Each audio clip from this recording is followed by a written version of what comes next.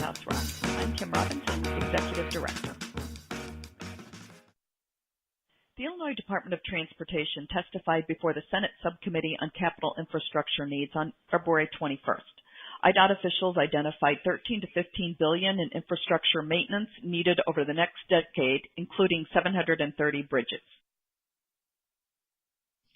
Other infrastructure needs identified by IDOT included $19.1 billion for public transit, $800 million for passenger rail, $4 billion for freight rail, and $220 million for airport infrastructure, not counting O'Hare and Midway, as well as hundreds of millions for waterway infrastructure. In the same committee hearing, the Board of Higher Education placed the deferred maintenance needs at community colleges and universities around the state at $6.7 billion, up from $2.7 billion in fiscal year 05. The Capital Development Board and the State Board of Education released their newly completed infrastructure report. 350 respondents submitted projects totaling $9.4 billion they said are needed over the next 2 years.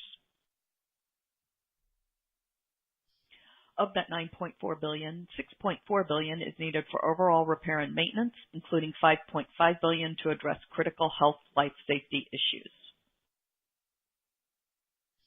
Over the next 2 months, the Senate's Infrastructure Subcommittee will meet at these locations around the state. In related news, Governor Pritzker named Omer Osman, a professional engineer, to become the next secretary of the department. Secretary Osman has worked for the department for 29 years, most recently as Deputy Secretary for the Office of Project Implementation. Also this week, Fitch Ratings reviewed the governor's budget proposal, saying it does little to resolve the 2019 deficit, relies on one-time measures in fiscal year 2020, and does not provide a clear path toward long-term balance. If passed, the agency is likely to lower the state's issuer default rating, citing, quote, an ongoing pattern of weak operating performance and irresolute fiscal decision-making, end quote, which will make for a less favorable bond climate for the state. That's it for this edition of State House Rock. Thanks for watching.